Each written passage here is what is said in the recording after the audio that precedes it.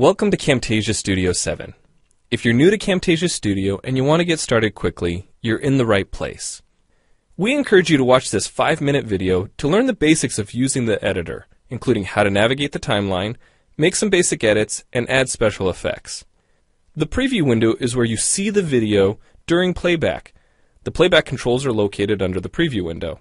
In fact, the video you're watching in the preview window is a sample project playing directly from the timeline you see below. After you watch this video, we hope you take some time to practice what you've learned using the content on the timeline. So let's start with the timeline. This is where you assemble and edit your videos. At the top of the timeline, tick marks represent time in terms of minutes and seconds. When building a video, you'll work in a horizontal manner, beginning from the left and moving sequentially through time towards the right.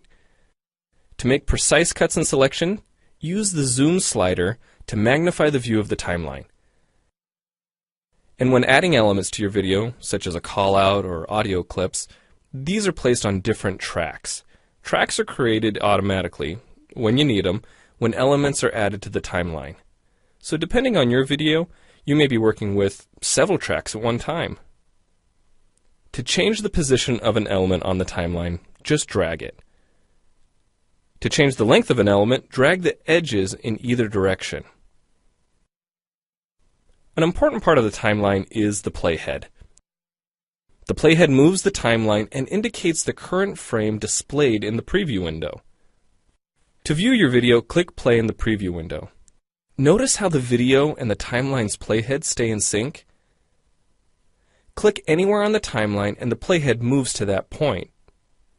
The green section of the playhead is called the in point. Click and drag the in point to make the beginning of a selection.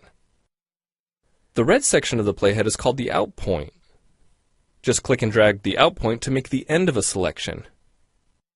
To bring the sections of the playhead back together, double-click the gray playhead. To split a video clip, position the playhead at the desired location and click the split button. And if you want to remove a portion of your video, make a selection with the in and out points, then click the cut button. If you make a mistake while editing, click the undo button. Next, we'll look at the clip bin and the library.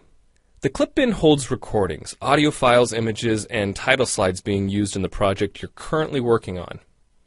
Then there's the library. It stores video clips, intros, callouts, title slides, and other elements that you want to use from project to project. The library is also pre-populated with professional animations, music, sound effects, and other content you can use in your video for free.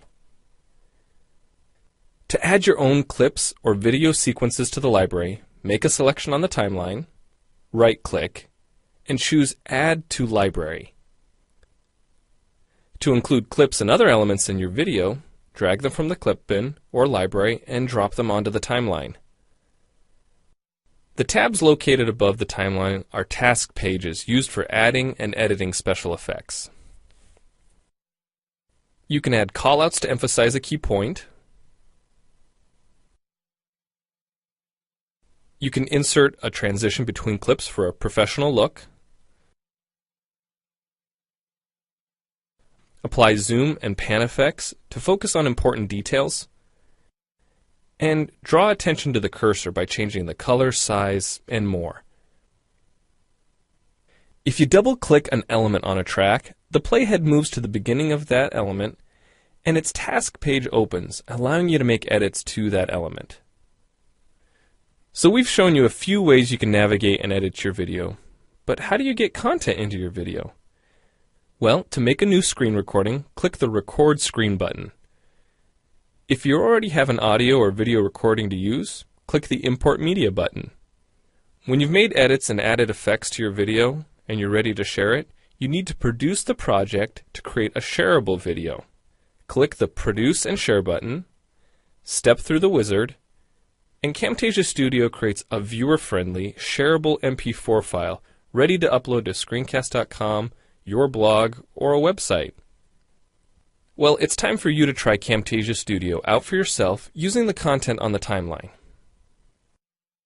The help file in Camtasia Studio will help you use each of the Camtasia Studio features and applications. The Learning Center on TechSmith.com has in-depth video tutorials and other sample projects to download and practice with. So we hope you enjoy Camtasia Studio. And happy screencasting!